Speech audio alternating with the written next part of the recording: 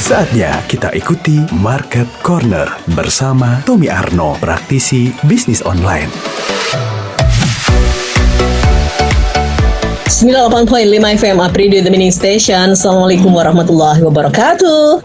Senin pagi seperti biasa. I love Monday karena kita akan terus belajar dan kita akan bersama-sama bagaimana mengupgrade diri di Market Corner. Program ini kita gagas untuk bisa belajar bersama-sama bagaimana mengoptimalkan era digital yang tentu saja bisa untuk menghasilkan sesuatu. Di antaranya adalah uang dengan cara kita menjual segalanya lewat online. Dan kita sudah menghadirkan guru kita, suhu kita yang ada di ujung Instagramnya, ada Mas Tommy.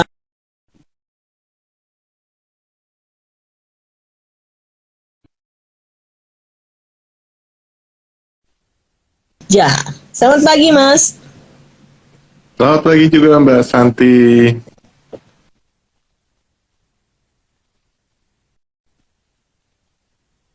Betulkah putus-putus Mbak? Iya betul. Terputus-putus kita, asal saja kita selalu saja bersilaturahmi setiap Senin pagi ini tidak putus-putus ya Mas. Walaupun dengan segala kondisi yang ada, keterbatasan yang memang secara jarak ini salah satu menjadi kendala adalah jaringan internet. Karena cuaca juga berpengaruh ya Mas Tom ya. Betul banget Mbak. Ya, Mas Tom, hari ini kita sudah banyak tuh yang hadir di Instagram Live Apridio SMG.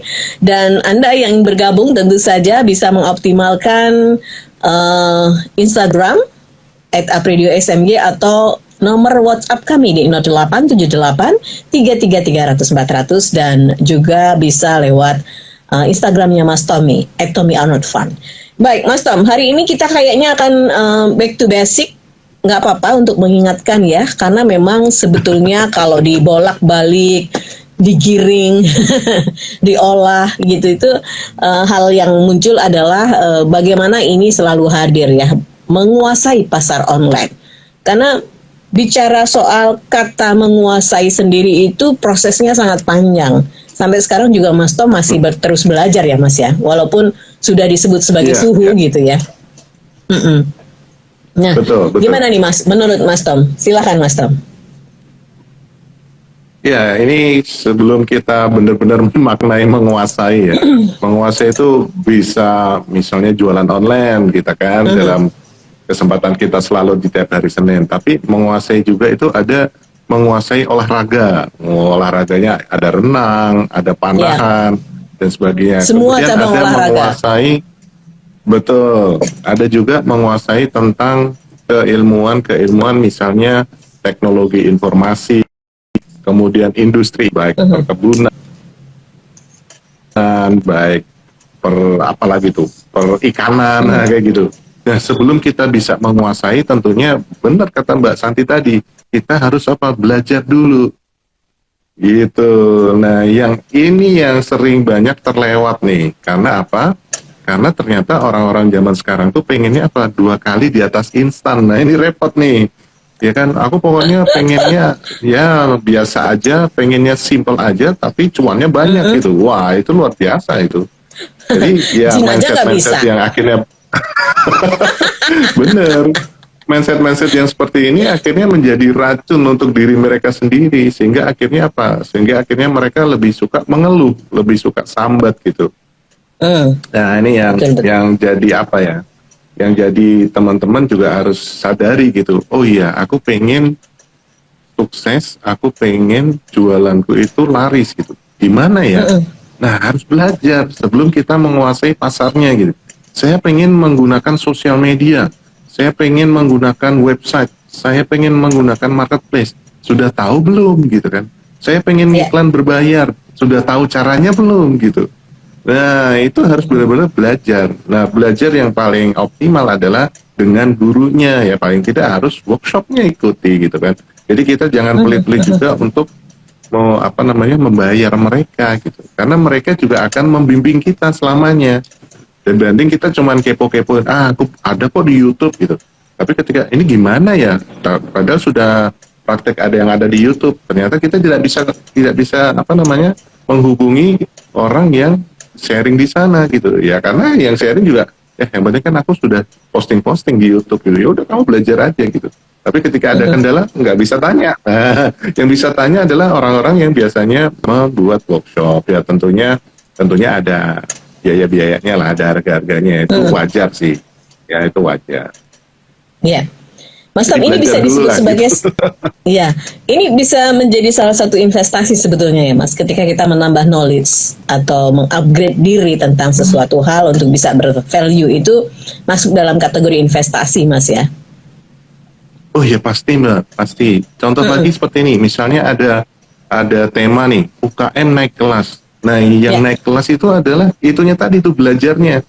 Jadi prosesnya dan progresnya lah yang harusnya naik kelas. Akhirnya apa? Karena proses dan progresnya naik kelas, ya profitnya nanti juga akan ngikutin. Jangan kebalik ya, jangan fokus pada akan profitnya itu yang akan naik gitu. Tidak.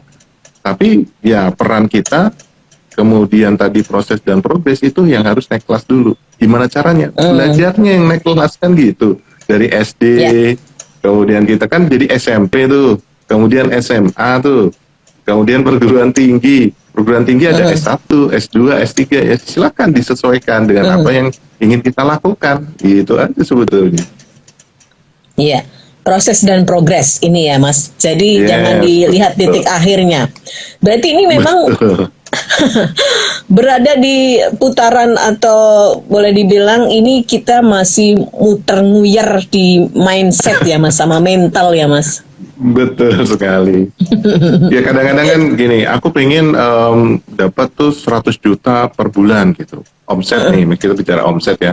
100 juta per bulan. Kemudian gimana ya caranya? Nah, ketika kita mengatakan gimana ya caranya, bertanya seperti itu, berarti apa? Apa sih yang harus saya pelajari kan gitu? Oh, ternyata saya harus punya A, harus punya B, misalnya kayak gitu. Jadi saya harus bisa menguasai sosial media tuh yang mana dulu ya. Oh, ternyata dari sekian banyak sosial media itu saya nyamannya pakai Instagram misalnya kayak gitu. Nah, Instagram ini sudah dipelajari belum? Caranya posting gimana? Caranya optimasi gimana, caranya bikin bio, dan seterusnya bagaimana, apakah sudah sesuai belum untuk kebutuhan jualan online. Nah, ini yang banyak sekali dilupakan. Itu. Iya, betul. Jangan dicatat saja, tetapi diaplikasikan ya, apa yang sudah disampaikan oleh Mas Tommy ya. Jadi nggak catat begitu, jangan cuma catat. Ya, Mas Tom. Pengalaman Mas Tommy ini dalam seminggu ini seperti apa Mas? Ada sesuatu yang mungkin bisa di sharing juga? Oh, dalam seminggu ini ya. Nah, dalam seminggu, mungkin bukan seminggu ya, 2 minggu ini saya pun akhirnya apa? Saya belajar lagi, saya ikut workshop lagi 3 hari waktu itu ya. Tanggal 12 sampai dengan tanggal 14 kemarin. Saya ikut workshop lagi, saya kembali diskusi lagi dengan guru tersebut. Dan itu membuat insight-insight baru, ya, saya mendapatkan insight-insight baru. Ya tentunya apa? Kenapa kok mendapatkan insight baru? Ya di masa pandemi ini kan ada sesuatu yang berbeda. Nah, jadi ternyata ada seperti ini ya. Walaupun ada beberapa pola-pola itu masih bisa, yang saya praktekkan sejak tahun 2013 itu masih bisa dibawa ke sini. Tetapi karena di sini ada perubahan-perubahan juga, mungkin ada algoritma baru, kemudian ada juga jenis-jenis habit baru oleh manusia-manusia karena pandemi. Nah, itu baru kita bisa dikombinasikan tuh, kayak gitu-gitu. Oh, ternyata bisa seperti ini. Oh, ternyata harus begini. Ketika saya harus mencari bagaimana sih kota-kota mana yang kamu incar gitu. Oh, ternyata begini caranya. Nah, itulah karena saya efektifnya belajar lagi. Dan saya masih terus belajar. Jadi jam terbang dan waktu yang tepat itu pasti akan mengikuti. Ya, kembali lagi proses dan progres. Proses dan progres. Iya, jadi kalau punya slogan kalau ada yang gratis kenapa harus bayar? Ini harus pertanyakan kembali ya, Mas. Itu mau pakai ilmu itu untuk cari penghasilan atau hanya sekedar kebahagiaan semu belaka ya? Karena kalau kenapa Benar. harus bayar? Itu kan berarti kan nggak ini kan, nggak asli uang nanti yang didapat gitu ya. Iya, Kalau ada. betul Nah, ini, banget Mas. itu, Mbak. Ya, harus Ya, itu dipertanyakan. pilihan aja sih, pilihannya kita. Oke. Baik, untuk mungkin menambah knowledge, untuk wawasan dan lain sebagainya, boleh ya kepoin beberapa YouTube yang ada, atau katakan tutorial itu. Nah, tetapi untuk bisa mengencourage bagaimana keahlian yang harus dikuasai, itu harus Ya. ada gurunya. Sampai sekarang juga Mas Tom masih pasti. terus diskusi ya Mas sama guru. Baik, Pasti, ini kita ya. akan buka WhatsApp, sudah ada yang masuk, ada Winnie in the pool, bukan ya Winnie doang. Oh, iya. Winnie.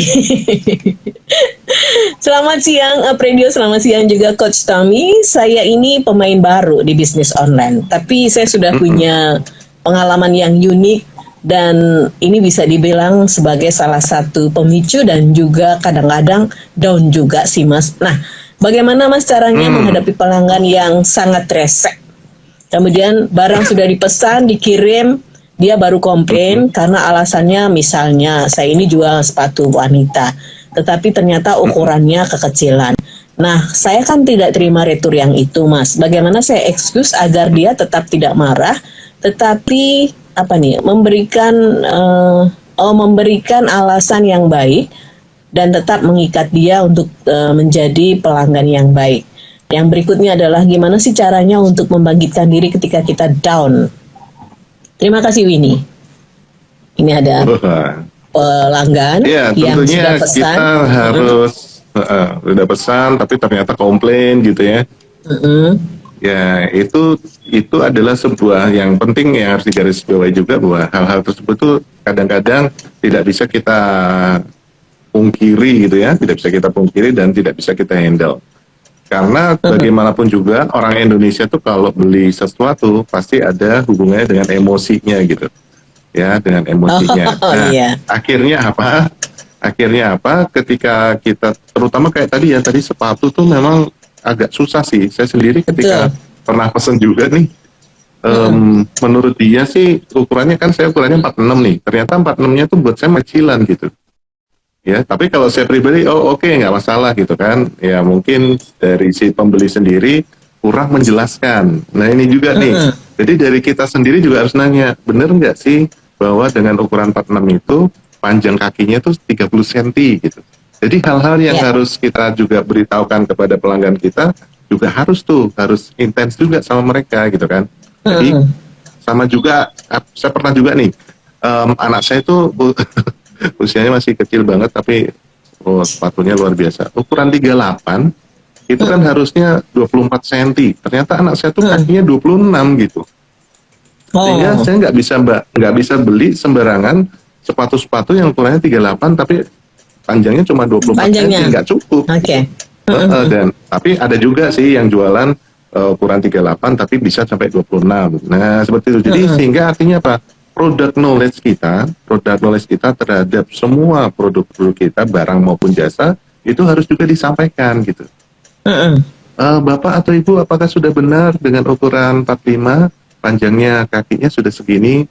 Nah, ini cara mengukur, bagaimana sih cara mengukur dari jempol atas sampai dengan tumitnya, seperti itu. Jadi diajarin juga, sehingga benar-benar akhirnya benar-benar bahwa sepatu itu muat. Contoh lagi nih, ini kebetulan tentang sepatu nih, saya ngalami juga soalnya.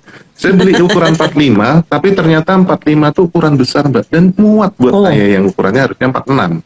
Karena dia, Mas ini adalah 45 tapi ukurannya besar. Nah, dan ternyata akhirnya memang betul, cukup gitu kan. Dan kemudian misalnya nih, maaf kalau misalnya sudah dibeli, kami tidak menerima retur, itu juga harus disampaikan di awal. Sehingga tidak ada pelanggan yang, aduh kok ini ribet banget sih. Aduh kok gitu banget sih, aduh kok ribet banget. Nah itu jangan sampai seperti itu. Jadi tetap apapun yang nantinya akhir kita buat, sampaikan aja, nggak ada masalah. Mungkin ada miss yang nggak gitu. Betul. Itu walaupun sudah ada dalam deskripsi, nggak ada salahnya ya kalau begitu ada yang order, kita cross check lagi ya. Betul kan, pilihannya nomor sekian, ukuran panjang sekian, walaupun itu deskripsi Kita sudah ada. pastikan. Betul. Karena ya tahu Gitu, kan Win. orang Indonesia malas membaca. Baca secara detail ya, jangankan detail, baca aja, lihat gambarnya bagus, oh oke gitu ya. Heeh. Dan yang dilihat cuma ukurannya aja, udah gitu. Nah, Winnie mungkin ini masukan juga ya. Jadi cross check aja kembali kepada pembeli lewat chatting ya yang sudah memilih itu, dipastikan segala yang sudah ada dalam deskripsi yang sudah Anda cantumkan dipertanyakan lagi untuk melihat aturan-aturannya. Kalau sudah dibeli itu tidak menerima retur ya. Retur, Kalau memang kecuali yang rusak sampaikan ya. aja. Betul. Kecuali yang rusak atau yang tidak sesuai dengan gambar gitu ya. Nah, kemudian yang tadi Mas, kalau lagi down itu gimana caranya ya Mas? Ini bicara soal diri, mental. Ya, kalau lagi down, pastikan jangan terlalu fokus sama masalah, ya kan? Oke. Ketika kita fokus dengan masalah, maka masalahnya akan tambah besar. Padahal dalam sehari itu, masalah itu akan bertambah. Ingat ya, teman-teman semua. Masalah itu dalam sehari pasti akan bertambah karena masalah itu tidak akan timbul cuma satu doang. Nah, sementara ketika kita fokus dengan satu masalah, sementara masih ada masalah lagi yang ngantri gitu. Dan kita fokus sama ini, itu akan membuat kita menjadi terbenam sekali gitu kan. Nah, kemudian bagaimana supaya saya tidak seperti itu? Istirahatlah dulu. Istirahatlah dulu. Carilah sesuatu apa yang membuat kita menjadi bahagia lagi. Ya, menjadi termotivasi lagi, karena biasanya motivasi itu bukan karena public figure, tapi karena keadaan gitu. Wah, kok aku jadi terpuruk seperti ini ya, dan saya sering ngalami. Contoh lagi teman saya yang terpuruk 18 kali bangkrut lah gitu. Saya bangkrut 18 kali gitu bisnis saya. Tapi ternyata hanya dengan 1 dan 2 bisnis semua itu bisa menutupi semua masalah-masalah saya. Nah, itu loh. Ya, jadi ingat jangan fokus dulu sama masalah ketika masalah saya terlalu berat nih. Yang kalau misalnya punya teman yang berkompeten di sana, silakan diskusi. Kalau tidak punya ya istirahat dulu aja. Istirahat dulu aja. Karena semua masalah itu ya itu hanya ujian buat kita sih. Tidak membuat kita semakin lemah, itu akan membuat kita semakin kuat. Itu yang perlu dipelajari juga sama kita. Iya. Gitu ya Win ya. Jadi salah satunya adalah pause dulu, cooling down. Ya. Karena memang kita perlu ruang ya Mas. Ada yang disebut katanya me time atau apa. Ini penting banget dalam posisi apapun. Ada sebuah zona yang kita harus berada di silent. Jadi itu memang penting, Win. Oke Win, semangat Win. Begitulah beragam ya. Baru konsumen yang komplain soal nomor ya, yang nggak cukup kan dia udah milih sendiri. Nah itu tadi Winnie bisa menginisiasi untuk meng-cross check kembali sehingga mungkin meminimalisir ya hal-hal yang tidak diinginkan oleh konsumen. Termasuk juga meringankan bebanmu nanti. Tidak ada yang komplain gitu ya. Oke, baik. Ini ketemu dengan Nancy nih. Waduh, Nancy curhat nih Mas. Selamat pagi Apredio. Saya ini tidak meneruskan kuliah karena kondisi pandemi. Orang tua saya dua-duanya kena PHK. Yang jadi pertanyaan adalah saya ingin membantu perekonomian keluarga, tetapi saya tidak punya modal secara finansial, apalagi secara kompetensi. Tetapi saya tertarik untuk jualan online. Pertanyaan saya yang pertama adalah, bagaimana butuh waktu berapa lama sih Pak untuk bisa menguasai pasar bisnis online itu? Kemudian yang kedua, bagaimana tipsnya untuk bisa jualan online dan sukses? Terima kasih Nancy. Ya, ini bagus banget sih sebetulnya ya. Wah, saya ingin membantu orang tua itu udah bagus banget. Dan itu adalah modal. Di modal itu tidak hanya uang ya. Modal itu tidak hanya uang. Tetapi ketika ada 4 nih lagi-lagi. Ada kemampuan waktu, ada kemampuan tenaga, ada kemampuan otak, dan ada kemampuan uang ya. Ini makanya saya taruhnya di bawah nih, uang. Di akhir ya. Di atas itu, akhirnya itu apa? Menjadi modal gitu. Semangat kita bisa menjadi modal gitu. Karena sekarang jualan online itu kan yang penting saya punya apa? Saya punya kuota internetnya. Kuota internetnya buat apa sih? Ya buat melakukan jualan online kan, karena online tuh harus punya kuota internet gitu kan. Kuota Nah itu internet aja, ya. itu sudah bisa menjadi modal. Kemudian kita nanti bisa menjadi dropship. Dropship itu kan saya sama sekali tidak mengeluarkan biaya untuk membeli sebuah produk karena belum ada stok kan situ. Karena dropship itu adalah ketika ada orderan, nanti yang mengirim adalah apa? Yang produsennya, yang pemilik produk, barangnya kayak gitu kan. Nah kita apa? Kita sudah terima uang dulu, kita potong dengan marginnya, kemudian yang sesuai dengan harga produknya kita transfer ke pemilik barang. Itu kita malah udah dapat duit duluan kayak gitu kan. Ya. Nah begitu nanti dropshipnya oke, ya sudah dikembangkan menjadi reseller sehingga kita mulai stok dulu sehingga apa margin kita juga bertambah banyak, profitnya maksudnya profit kita juga akan bertambah banyak. Nah supaya bisa lebih oke lagi silahkan belajar, jangan ragu-ragu untuk belajar karena ini tadi namanya siapa Mbak? Beliau ini Nancy. sudah punya semangat bagus nih, Nancy ya. Nancy itu sudah punya semangat bagus gitu kan. Nah silakan lakukan saja, semangatnya sudah oke dan semangat ini adalah modal yang sangat berharga. Karena apa? Karena kan tadi pengen membantu orang tua, itu keren banget sih menurut saya gitu loh. Jadikanlah itu modalnya, bukan uangnya loh. Ya, karena kita semakin ya kembali lagi kayak di atas mindset, waduh, aku nggak punya uang sama dengan modal karena diartikan seperti itu akan semakin terpuruk tuh, akan semakin terpuruk. Jadi modal untuk tenaga kerja, modal untuk jualan belum tentu maksudnya belum tentu berupa uang. Iya.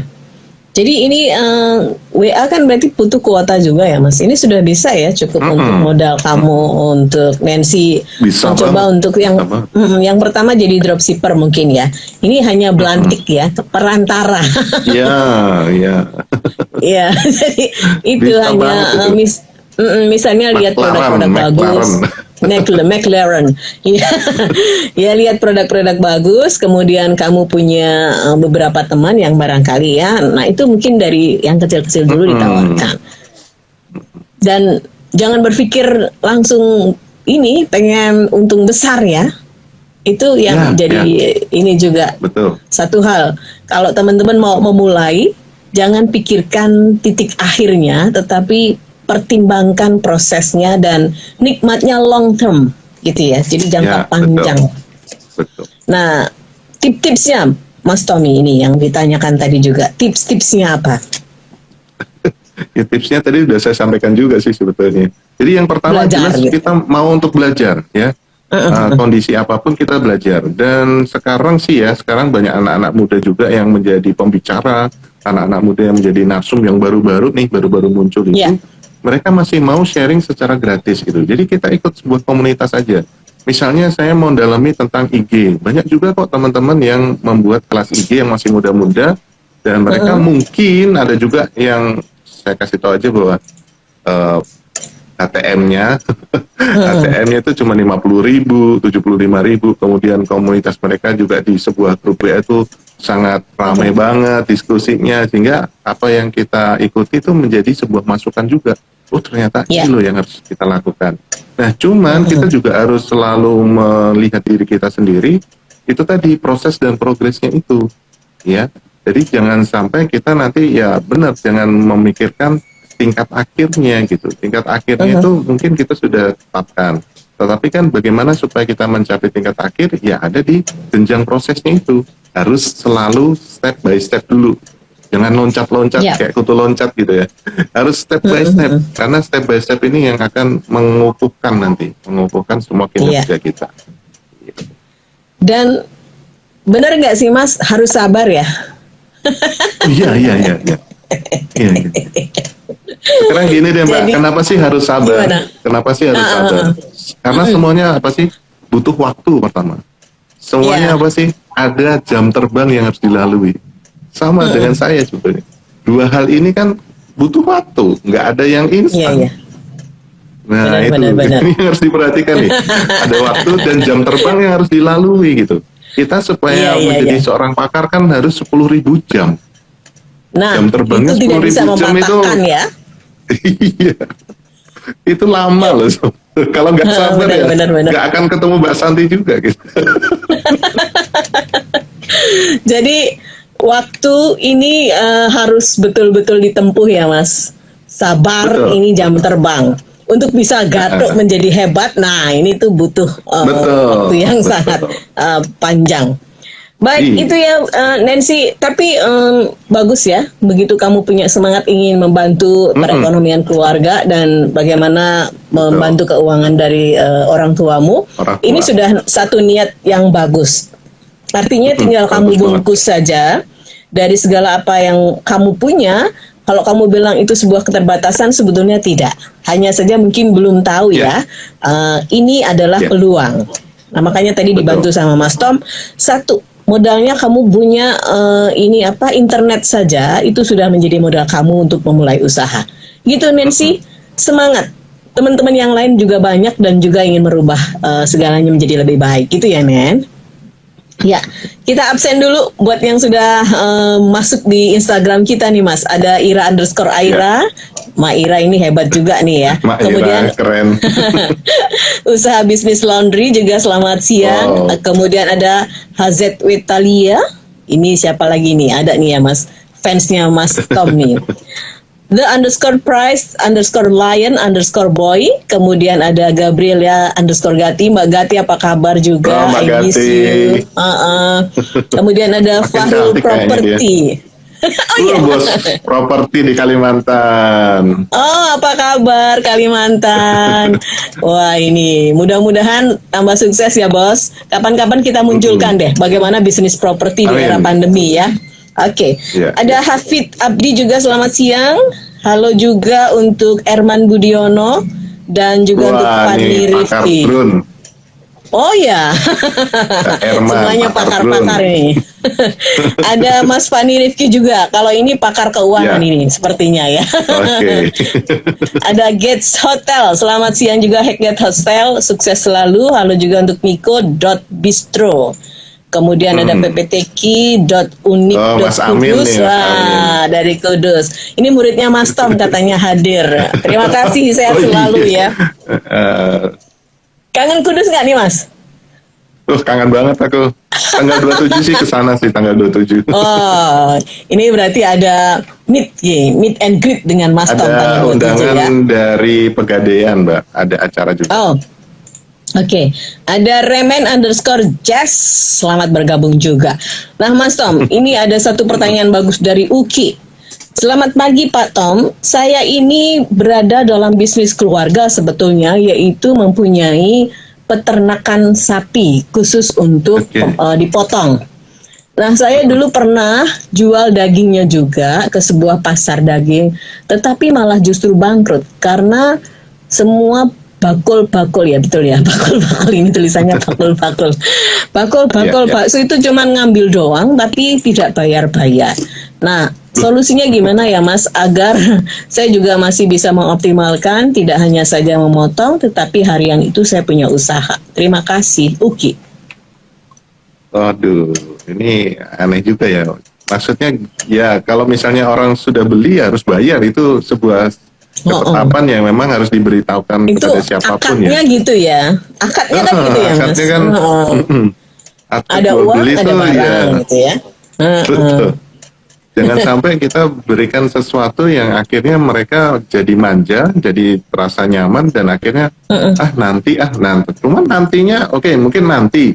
Tapi oke lah, ini 3 hari lagi kamu harus lunas gitu. Tapi ternyata dia mundur-mundur terus ya, itu akan jadi bumerang juga buat kita seperti itu. Ya berarti apa? Kita juga harus bikin aturan-aturan yang harus juga disepakati oleh para pembeli gitu kan. Jangan sampai aduh, ini bisnis loh. Bakso gitu kan. Nah, bisnis kan. Bakso dan nggak bayar-bayar ya, tentunya itu sangat merugikan kita. Lama-lama kitanya bangkrut gitu kan. Memang mungkin ada pikiran bahwa saya ingin membantu semua orang supaya ada kebaikan di sana. Boleh sih, boleh. Tetapi kan kalau untuk jual beli tetap harus lunas, mau nggak mau dong. Ya kan, mana ada sih sekarang yang jual beli nanti ya. Saya ambil lagi ya, tapi bayarnya nanti ya. Kalau seperti itu terus kita lama-lama kan modalnya tuh ke gerus terus gitu kan. Modalnya ke lipat terus buat menutupi hal-hal tersebut gitu. Nah, ini juga harus dievaluasi lagi nih. Dievaluasi model keuangannya bagaimana gitu kan ketika mengelola bisnis itu, dan kemudian ketika menjualnya nih bagaimana nih, saya sudah modal seperti ini, kemudian saya sudah prediksi bahwa profitnya akan segini, tapi ternyata ketika dijual pemasukannya ternyata minus nih. Nah itu harus benar-benar dievaluasi dulu deh, dievaluasi dulu. Setelah itu kemudian ya berikan sebuah ketetapan yang pasti harus disepakati. Kalau mereka tidak mau beli dengan lunas ya jangan diberikan gitu loh. Dan kita ini kan bisnis ya. Bisnis betul. Bisnis kan ada profit, bukan sedekah kan. Kecuali kita lagi sedekah, oke lah kalau lagi sedekah gitu. Ini kita kan harus jual beli, dipisahkan, lagi jual beli gitu. Betul. Harus dipisah. Jadi apapun niat yang ada dalam Mas Uki ya tadi ya, bisa dipisahkan Mas antara bisnis dengan sedekah tadi. Kalau Mas Tom ngasih sebuah ilustrasi, Anda ingin membantu ya, membantu orang lain usahanya lancar, tentu saja usaha Anda harus lancar dulu ya. Dan salah satunya tadi dipisahin Mas, mana sedekah, mana usaha, dan bisnis itu di mana-mana memang harus ada untung ya, apapun itu ya. Untung yang dilihat tidak hanya ini sih materi, tetapi bisa terus sustain, itu menjadi satu keuntungan juga dalam bisnis. Betul, terutama yang prosesnya tadi kan retail kan Mbak, jadinya kan retail karena apa namanya pengusaha-pengusaha bakso gitu kan berarti retail. Iya betul. Silakan, harusnya lunas gitu, beli lunas gitu. Kecuali kalau dia beli hari ini besok enggak, berarti itu dia nggak jualan lagi ya, bangkrut kan berarti. Besoknya belajar lagi kan, gitu Mas Uki ya. Kadang-kadang gitu ya, mungkin orang baik tapi tidak tega. Nah ini harus dipisahkan ya. Mungkin ada bagian bendahara sendiri yang harus kasir sendiri ya, yang ketika Mas Uki melayani aja untuk memproduksi daging giling gitu. Kemudian yang di depan ada kasir istrinya mungkin yang agak galak gitu ya. Nah ini sekian gitu. bisa juga kayak gitu. Gitu ya Mas. Jadi dievaluasi lagi tadi masukan dari Mas Tommy, bagaimana manajemennya, kemudian secara keuangan ya, cash flow-nya juga diatur. Nggak mungkin bisnis Anda akan sustain kalau tadi semua yang datang tidak pakai bayaran. Itu namanya bukan jual beli ya. Kalau jual beli ya tadi akadnya ada uang, ada barang gitu ya, dan sesuai dengan tawar menawar yang disetujui. Itu yang bisa disebut juga jual beli dari dengan retail langsung dirubah menjadi B2B ya kan. Jadi saya adalah supplier daging, bisa juga seperti itu. Oh iya. Supplier daging ini kan bisnis to bisnis, bukan bisnis to consumer lagi. Jadi tapi nanti bahwa supplier daging ini ya kita bisa melihat kita mensuplai resto, hotel, horeca lah, kafe dan iya. Nah, ini salah satu solusi lagi ya. Jadi Anda tidak B2C, tidak langsung ke konsumen, tapi B2B.